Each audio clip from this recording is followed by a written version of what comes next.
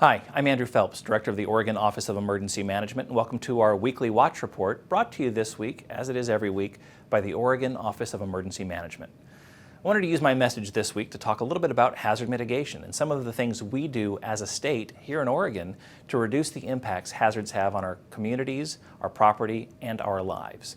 We do a lot of work around different hazards that we face in Oregon, like wildfire. We encourage Oregonians to develop defensible space around their property. This reduces the impacts of those fires that we can't prevent from impinging upon your home. Ultimately, this could save your life or the life of a firefighter that then doesn't have to respond to the fire that didn't impact your home. We also do things like implement building codes to make our homes stronger and able to withstand the shakes of an earthquake. And we don't build in floodplains so that when we do experience a flood, it doesn't ruin a structure or cost someone their lives. These are things we try to weave into our infrastructure to mitigate or reduce the impacts of hazards throughout the state of Oregon. And we do a number of things as Oregonians every day to reduce the impacts hazards, emergencies, and disasters have on our daily lives. When you see an ambulance in your rearview mirror, you slow down and pull off to the right side of the road.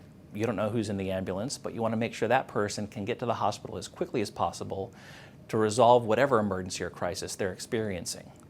We slow down when we're driving through school zones. We slow down when we drive through construction zones and are alert for construction workers that might be in the area. We may not know who's attending that school, who's working in that construction zone, or who's in the back of that ambulance, but we don't want to ruin their day at the cost of a little bit of inconvenience for us.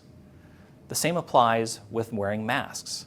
As we continue to fight COVID-19, we want to encourage Oregonians to continue to wash your hands, practice physical distancing, stay home if you're not feeling well, and most importantly, wear a mask, especially anytime you're out in a public space. Is this an inconvenience? Maybe, but we know that it's going to help save lives. We also know that wearing a mask, it's not a red or a blue thing. It's not an urban or a rural thing. It's a doing what's right for your neighbors thing. So you wear your mask to protect me and my family, and I'll wear my mask to protect you and your family. Well, that's all we've got for this week. Until next time, take care of yourselves and take care of each other.